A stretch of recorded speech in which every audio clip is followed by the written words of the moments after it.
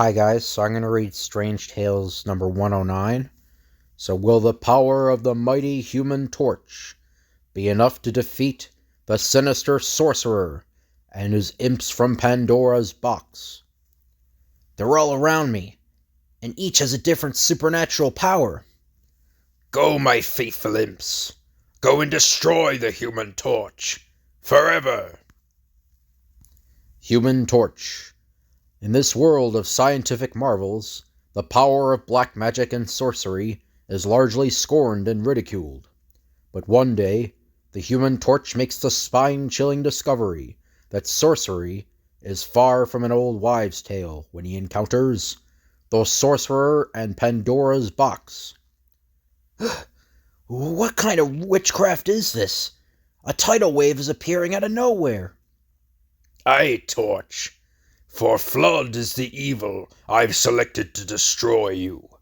Soon your flame will be extinguished, and you'll be helpless against the evils in Pandora's box.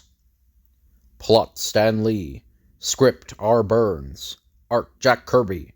Inking Dick Ayers. Lettering Marty Epp. One day at the headquarters of the Fantastic Four. Well, well, look who's here and not a bit sunburned.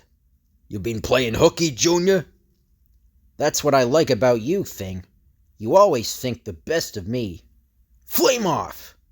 As it happens, Rock Brain, there was a teachers' conference at Glenville High this afternoon, and we students got the rest of the day off. Kinda like being on parole, eh? Yep, and I got lonesome to be with you characters again. Yes, even you granite lunkhead. I missed you. Sure you did. I'm more fun than a barrel of monkeys. Gosh, you three sure are lucky. Your school days are over. Well, me, I'm loaded down with 6 subjects and 5 hours of homework a night. We're not complaining. At least it keeps you out of our hair for a while. Don't sulk. I'm only kidding. I guess you're no worse than any other pesky teenager. Thanks a heap, pal.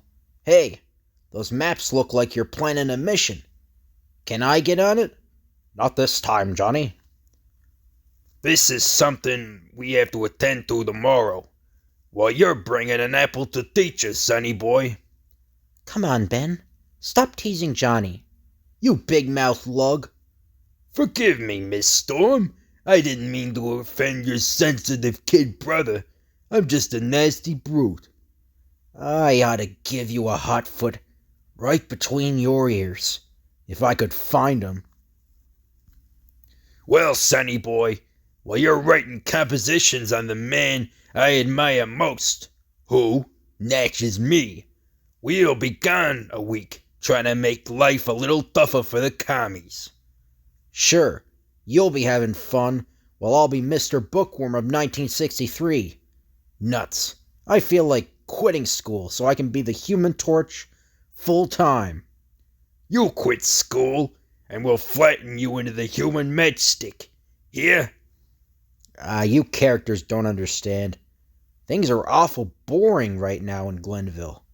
The only excitement I had all week was scoring 75 points against Baymore High to win the playoff in our basketball tournament.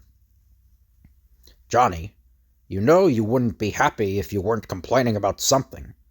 Now flame out of here, partner, so we can get back to work. Okay, Reed. But if you want to put the heat on someone, give me a call, huh? So long, Johnny. See you in the funny papers. Flame on! You know, I love that hothead like a brother. And I'll brain the first guy who ever tells him. It's tough to be a kid when you're dying to do a man's job 24 hours a day. But things aren't all bad. Even in my own backyard, I can find things to do. Take that burning building below. I can put on the fire in a second by absorbing all the flames into myself. Thank goodness the torch got to the fire first. You saved the lives of the people trapped upstairs, because we probably couldn't rescue them all in time. Then as the torch streaks over Glenville Woods. Uh-oh, a flash flood washed over the railroad. That freight train will be derailed. But not if I convert the flood water to steam by heating it. Now the tracks will be dry enough so the wheels won't skid off. Guess I was wrong to sound off to the gang before. I can see now that someone should stay home to mind the store.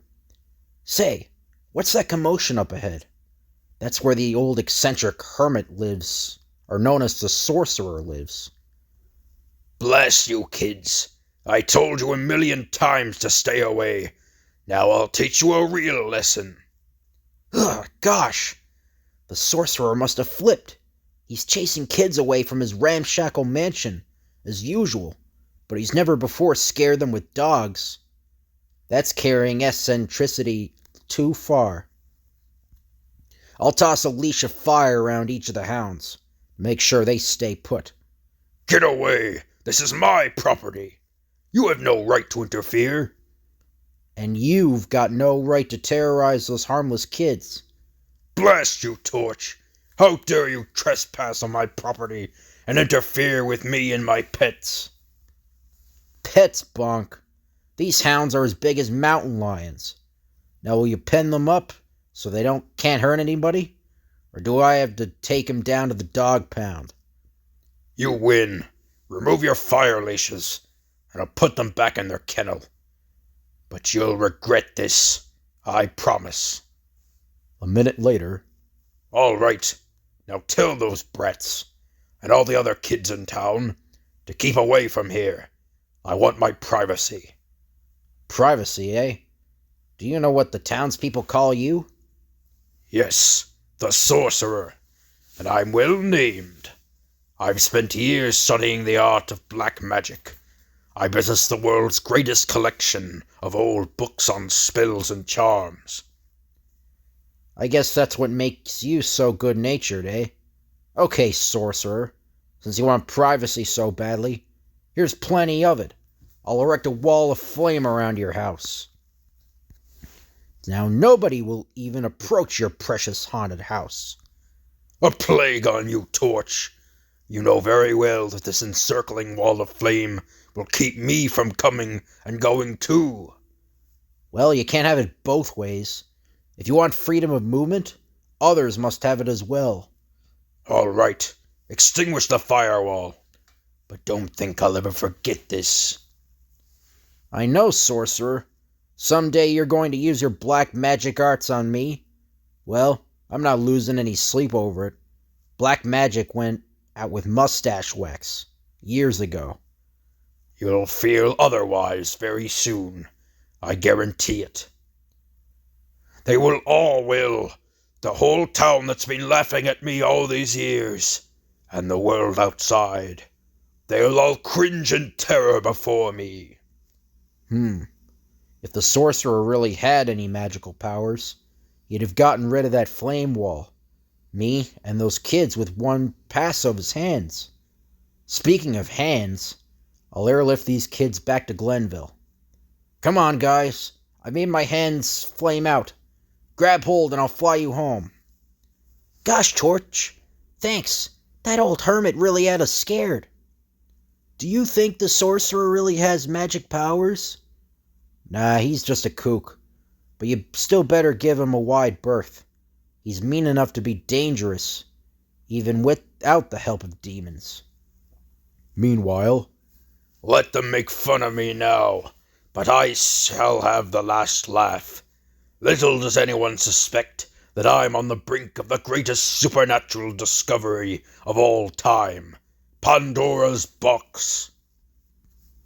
According to the ancient Greek myth, the gods warned Pandora not to open a certain box. But Pandora's curiosity was so great, she disobeyed, and all the evils that flesh is heir to flew forth from the forbidden box to afflict the world.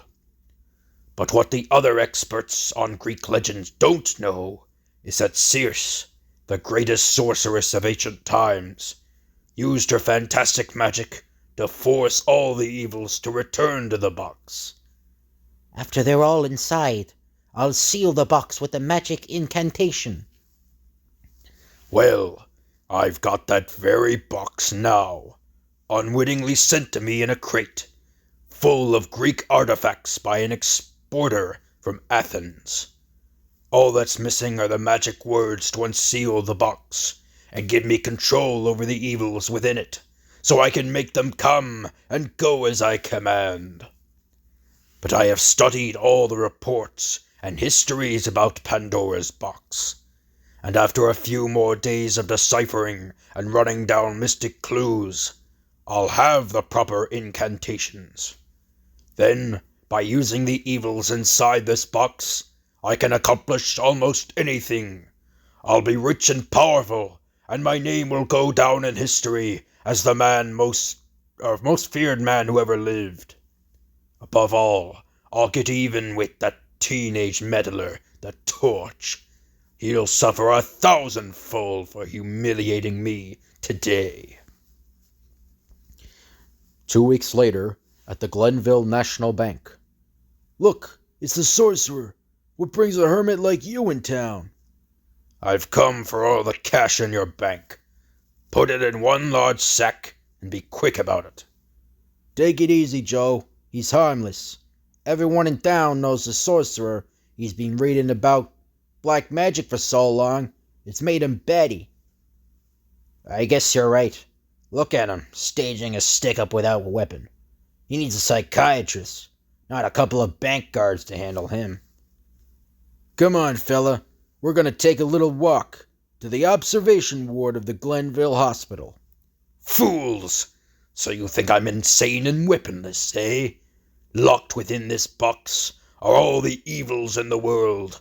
I'll give you a sample of one of them. For instance, the evil of hatred. Soon everyone here, from bank guard to depositor, will start hating each other ferociously and battle one another, leaving me free to loot the bank without being molested. Watch! You stupid punk! Wipe that grin off your face! I hated your guts for years. Bah, I hate blondes. I'm going to pull every peroxide hair out of your head. Ha ha ha! How quickly everybody becomes unsocial. Fool! Nincompoop! Try to steal my boyfriend, will you? I'm the strongest man in town. No, me. The uproar has commenced, and it won't stop till I issue a telepathic communication, or command toward hatred to re-enter the box. But that won't take place till I've collected all the cash I can carry. Whoever enters the bank can't stop the uproar either. The madness will affect them too, and they'll join in. I hate office boys. And I hate bosses. The shopping bag is almost filled. I'll go out the back way and order the imp back into the box. Moments later, at the rear of the bank. That's it, hatred. Back to your home in Pandora's box. Our job is finished. However, in order to cover up my tracks, I'll release the imp of forgetfulness, so nobody connected with the bank will remember what happened. Whoosh!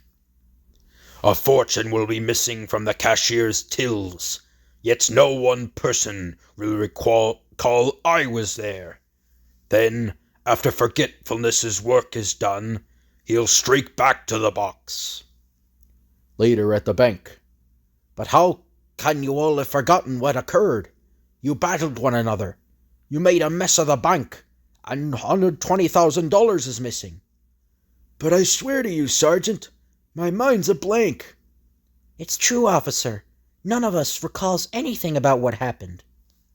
What do you make of it, Torch? Well, those people can't all be lying. So chalk it up for the time being as the weirdest holdup in history. But as days pass, the mysterious holdups become even more weird. The jewels worn by these rich guests must be worth a cool $1,000,000. To get them, All I have to do is release the imp of sleepiness, and this gay party will soon become dead to the world till I waken them. Whoosh! And so, as the imp swirls through the gathering, everyone on the premises is now catching 40 winks. By the time their sleeping spell is worn off, I'll be home sorting out the gems. The following day, as the sorcerer drives up to a museum, in a few minutes, everybody here will be afflicted temporarily with paralysis, long enough for me to remove all the priceless paintings inside. And indeed, as all visitors and guards are stricken, ha! What is evil to society is a pleasure to me. In a few months, all the art treasures in the country will be mine, and nobody can stop me. Nor are the great fur warehouses spared. Furs must be preserved in cold storage. But one of my pet imps, Cold, has also preserved the fur owners by freezing them while I clean out their vaults of minks, ermines, and chinchillas. By the time they're thawed out, I'll be gone.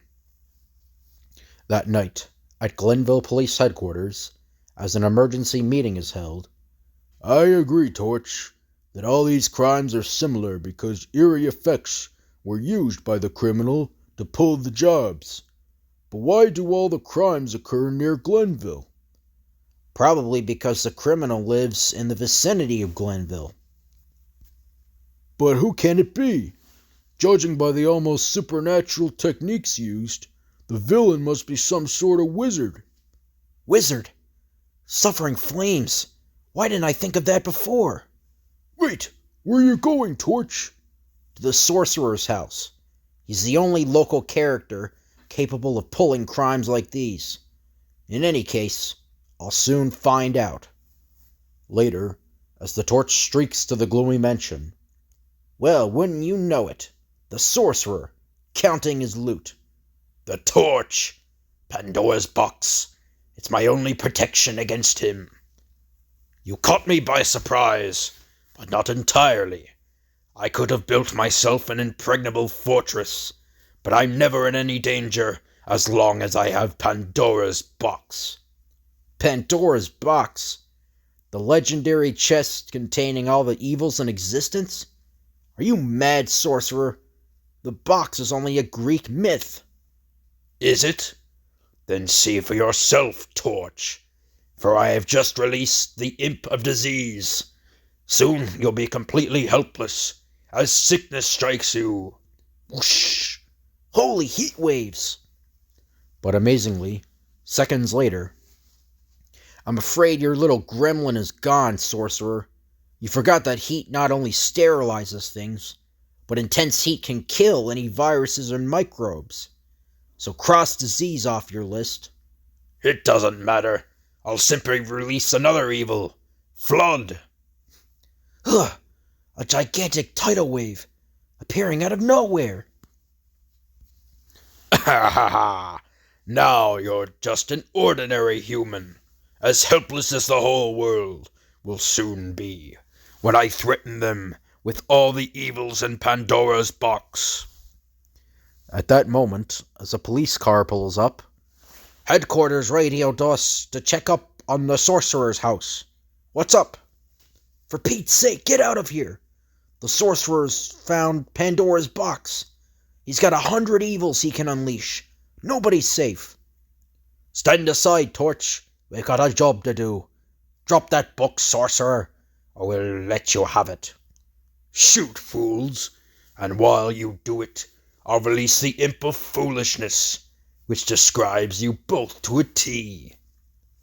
It'll take an hour for your slugs to reach me, because I've also sent the imp of laziness to slow 'em up.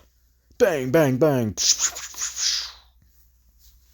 See how the cartridges crawl through the air, a fraction of an inch at a time? You're right. It's as if the bullets were suspended in the air. Exactly. I can seize them with my hand, while those two policemen split their sides. It's hard on the voice. With foolish laughter. Indeed, unless I stop them, they might laugh themselves to death.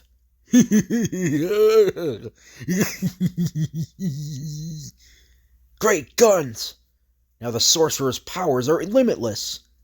I must stall him till I'm dry enough to flame on again. Tell me, sorcerer, how many imps are inside that box? Hundreds, and 100 uses for each of them. But now to finish you off. Wait, since I'm completely at your mercy, at least give me a choice of deaths. I can afford to be generous. Choose, my boy, and I will oblige you. I'm just about ready to flame on, but the sorcerer doesn't know that. I'd like to die as I lived, by the power of flame. Surely fire must be one of the evils in your box. Of course. You have chosen your fate, and your wish shall be granted. But, as the fiery imp leaps to consume Johnny, flame on! An instant later, Curse you! You tricked me! You absorbed the flame! I'll send forth all my evils to destroy you! It's too late. Only the imp of fear is poking its head out. But I'll drive it back in as I seize the box. No! No! Come back! Come back! I've welded the box shut forever. Now to dump it in the deepest part of the ocean, so the sorcerer never gets his hands on it again. Later, as the torch returns from disposing of the legendary chest. Keep away! Don't hurt me! Torch, look at the sorcerer. He's been terrified ever since you took off with the box. His expression is one of utter fear. I know what's caused it. Serves him right. He's been afflicted by the last evil, fear, which protruded from the box before I welded it shut. That means we'll never have to worry about the sorcerer again, because from now on, he'll be too afraid to menace anyone. Next day, at the headquarters of the Fantastic Four. Well, Hotshot, I heard you managed to keep busy without us. Sure, I could really operate without you slowing me down. You certainly haven't lost your cockiness, kid brother. Know something, Sue? He never will, and I'm glad of it. And the end. So I hope you guys enjoyed this video. If you could like, comment, and subscribe, that'd be appreciated. Thank you all for watching, and I'll see you guys later.